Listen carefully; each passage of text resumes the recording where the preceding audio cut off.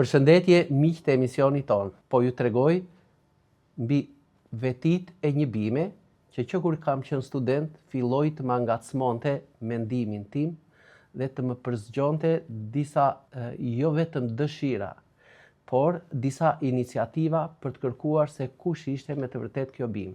Aty në konviktin me studentët, nga vitit 1985, na vjen një ushtar i cili ishte mbushur plot me leze nga fytyra, nga duart, nga trupi. Dhe që për 15 ditë ai do të kishte atë datën e martesës. Mirë po kishte atë shqetësimin se gjithë trupi i tij ishte mbushur me të tilla. Por fati i buzëqeshi në kodrat e pjesës jugore të Gjirokastrës, i del një njeri nga zona e Dervicianit dhe i thot: "Merr këtë bim. Për ty pe kështu në përdhëmb ashtu siç e gjën në natyrë, përdor 15 deri në 20 fije në ditë, vetëm për ty pe në gojë dhe këto pjesët e bimës flaki, atë lëngun përthithe dhe kapërceje." Dhe ky, nga ajo dëshira që me vërtet të kishte atë rezultatin e tij, çfarë bëri? Jo 15-20, por edhe më shumë. Kur çuditërisht një ditë në banjë, kur po bënte dushin, ato u këputën të gjitha dhe ranë. Dhe këtë histori na i tregoi në dhomë kur vinte takonte një njeriu në vet. E pyetëm neve për emrin e bimës, po tha, po nuk e di më, ata i thoshin Bari i Bastravicës. Dhe ishte kjo. Pas disa kohësh, më vjen një person dhe më thot: "Vuaja shumë nga stomaku, më tregoi gjyshi një bim, të cilën e përdora rregullisht rreth 3 javë. Dhe ndjeva një përmirësim të çuditshëm." E pyeta për bimën dhe përsëri më tregoi këtë. Duke shkuar njëherë nga zona e Gramshit, më thonë që në zonën tonë ekziston një thënie e lashtë e popullit. Kur një njeri është shumë i dobësuar dhe ka dhimbje të forta të kockave dhe kyçeve, shkurtimisht i thonë: "Ti je bërë për drogë, po kush është kjo bim?" "Po e përdorin," tha, "dhe ajo i fuqizon trupin, muskujt, kockat, kyçet. Po ma tregoni kush është." Dhe përsëri më thanë: "Është kjo." Atëherë fillova që të studioja cila ishte kjo bim. Është një bim e cila është e gjinisë Micromeria, bën pjesë në familjen Lamiace dhe ka emrin e saj Micromeria juliana. Pra ka marrë emrin e atij që ka zbuluar vetit e tij. Dhe çfarë fshihte kjo bim, çfarë sekretesh bartë kjo në vetveten e saj. Siç e shikoni, është një bim barishtore, që disa mund ta quajnë si shkurrë se kërcellin e ka të fortë, që shkon në një lartësi 30, 40 dhe deri në 50 cm. Është bima që po t'i afrohesh sikur ku vendon tek ty nga maja e shkëmbit. Pra, rritet në majën e shkëmbit, ja sistemi rrënjor i saj shumë i pakët, prandaj dhe kjo është skeletike, por në brendësi të gjetheve, të kërcejve dhe të luleve, kjo me të vërtet fsheh veti të çuditshme kurative. Dhe kush ishte ajo që bëri mrekullin tek ushtari? Ishte oksidi i beta-kariofilenit, një seskueterpen me veti të forta antikancerogjene. Pra, këto në qeliza, nëse do t'i quajmë qeliza kancerogjene, kjo bim me të vërtet realizonte atë oksidimin e tyre dhe këputjen e tyre.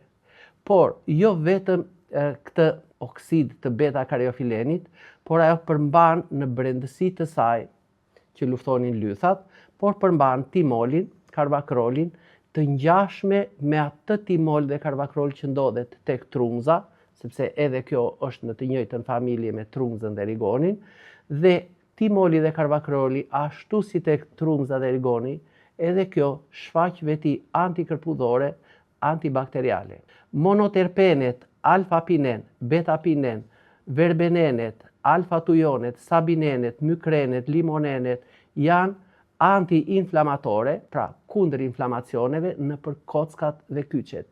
Dhe prandaj ajo zonë që e kishte zbuluar ndoshta nga rastësia, ndoshta dikush në lashtësi e ka përdorur këtë që hajt ta provoj një herë çfarë bime do të më japi, kjo bim çfarë do më japi në trup, këto kanë dhënë efekte të mrekullueshme për qetësimin e kollës, kundër spazmave në mushkëri, kundër inflamacioneve dhe njëkohësisht edhe si qetësuese të rrugëve respiratore. Por le të vazhdojmë më poshtë. Në brendësi të saj ndodhet acidi rozmarinik, flavonoidet, timololi qetësuese të inflamacioneve në zor, lehtësojnë dhimbjet e artritit dhe dhimbjet e fytit, ndihmojnë në largimin e gazrave dhe kjo bëhet shkas që nëse do të kemi ngërçe në muskulaturat e buta të zorve, kjo të jetë me të vërtet një qetësuese e mirë e tyre. Por jo vetëm kaq. Kjo bimë, kaq skeletike e hollë, me këto pak rënjë që si të thuash e lidh fatin e jetës së saj me shkëmbin që merr kriprat minerale të tij, pra kryesisht kalciumin, squfurin, magnezin, selenin, hekurin e kështu me radhë, ka veti të çuditshme, jo vetëm antioksiduese, por edhe fuqizuese të trupit dhe të organizmit. Pra, vetit antioksiduese të saj vijnë fal flavonoideve dhe polifenoleve që mbrojnë qelizat e trupit të njeriut nga dëmtimi oksidativ dhe që ulin rrezikun e sëmundjeve kronike, si qishin edhe ato të stomakut, të zorve e kështu me radhë. Është provuar eksperimentalisht me minj të infektuar me sëmundje të lëkurës, myk dhe kërpudha të ndryshme. Ka rezultuar shumë pozitive. Eksperimentet me minj diabetik që ju kanë dhënë gati 50 mg nga kjo bimë për 1 kg peshë trupore, sikur të llogaritej se miu t'i është dhënë shumë herë më pak, dhe kjo ka dhënë efekte pozitive në drejtim të uljes së glicemisë në gjak tek minjt eksperimental dhe njëkohësisht edhe për pjesën e uljes së kolesterolit total. Kjo kishte lidhje për vetitë e saj antidiabetike me disa përbërës kimik ku në vendin e parë mendoj se do të ketë qenë timoneni. Ndërsa, për sa i përket uljes së kolesterolit, acidet organike që ndodhen në këtë bimë janë me të vërtet ndihmuese në uljen e kolesterolit total. Antioksidantet, vajrat esenciale, mikroelementet që ndodhen te kjo bimë fuqizojnë organizmin duke rritur aktivitetin mbrojtës të leukociteve dhe të neutrofileve.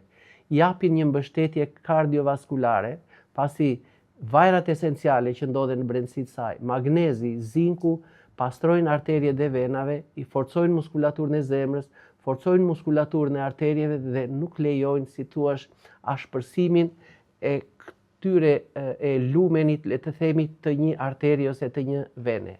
Krahas kësaj, duke qenë që ne përmendëm se në brendësitë të saj, këto gjethe dhe këto lulet e vogla nga 3-4 mm me një ngjyrë si lejla në roz dhe deri në të bardhë, po shumë të bukur, me këtë madhësinë e tyre gati në 2-3-4 mm jo më shumë, kjo fal timololit, fal karvakrolit, jep një efekt të madh edhe për qetësimin e kruarjeve të lëkurës.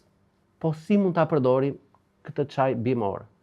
Le të themi për të luftuar kërpudhat në trup. Marrim afërsisht 6-7 nga këto fijet, ndoshta pastrohen nga rënjët, i pastrojmë dhe hedhim në një enë gjysmë litrshe 6-7 kallinj nga Micromeria juliana ose trunza e julianit.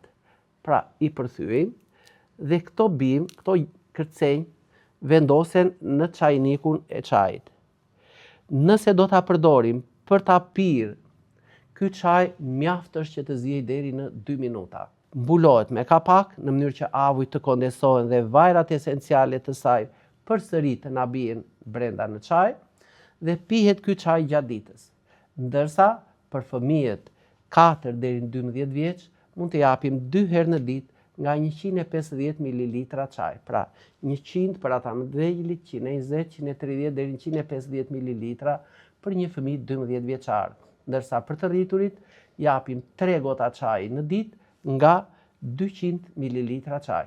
Do ta vëmë re se qetëson menjëherë atë aciditetin e shtuar të stomakut dhe pak e nga pak vazhdojnë të qetësohen dhimbjet e tij.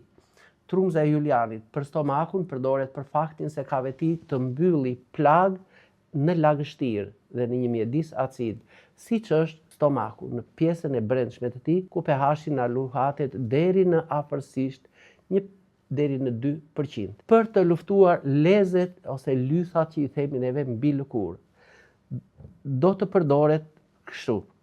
ose siç është historiku i zonës në jugun e Shqipërisë, ku i thonë bari i Bastravicave, që të merren nga këto të përtype në gojë për shembull 5-7 fije në ditë, ose edhe 10, ose edhe siç e bëri ushtari 20-25 fije, duke i përtypur, duke i marrë atë lëngu dhe mbeturinat ai i nxirrte jashtë.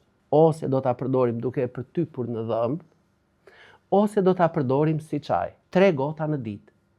Ndërsa nga jashtë këto lythat ose lezet me çajin do të veprojmë kështu. Përgatisim në një çajnik, një çaj që do ta zgjejmë 3-4 minuta.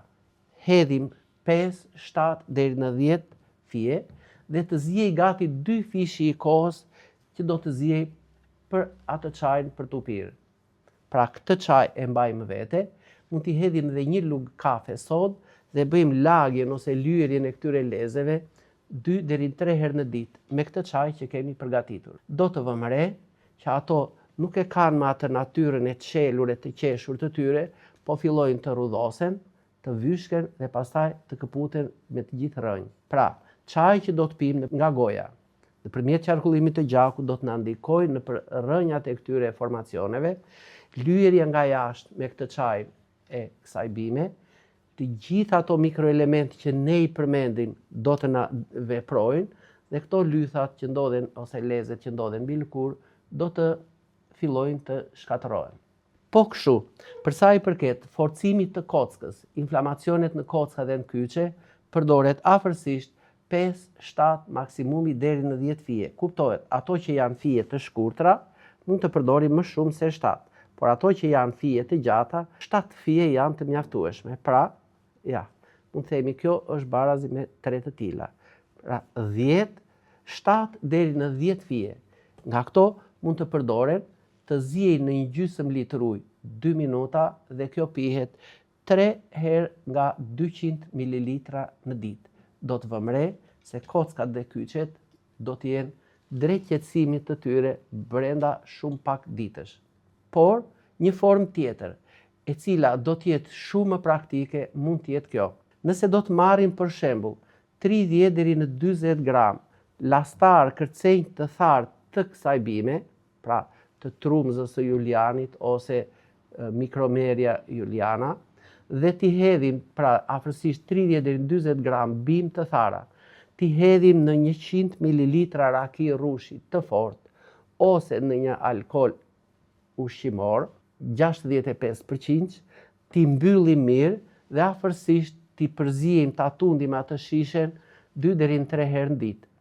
Nëse e kullojmë pas 10-12 ditësh, do të vëmë re që ky alkooli do të ngjyroset dhe do të marrë këtë arën delikate, këtë aromën delikate të trumzës së Julianit. Atëherë, pasi kullohet dhe filtrohet, kjo mund të përdoret kështu.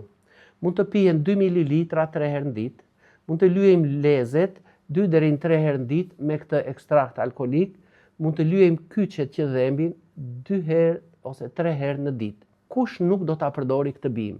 Ka disa njerëz të cilët vuajnë nga trombocitopenia.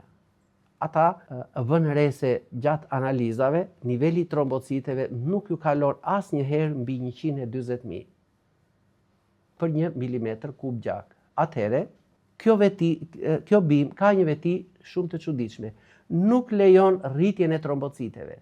Pra, ai që është nën 140.000, bën mirë që këtë bimë mos ta përdori, pasi kjo do t'ja mbaj trombocitet në ato nivele dhe nuk na lejon që trupi të luftojë për ta rigjeneruar ata. Tjetër, nuk mund ta përdorin ata njerëz që përdorin medikamente të ndryshme, sepse bima mund të ndërveprojë me ilaçet dhe fuqizon efektet e tyre antikoagulantive. Personat alergjik nga bimët e familjes Lamiace, ku bën pjesë edhe kjo trumza e Julianit, nuk duhet ta përdorin, pasi mund të ketë element të ngjashëm me ato ngacmues të sistemit imunitar të njeriut dhe kjo mund të na shkaktojë përsëri ndonjë irritim të lëkurës.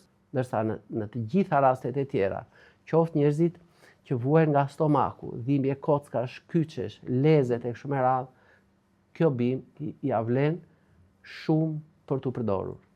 Ky ishte emisioni për sot. Miru dëgjofshim në emisionin tjetër.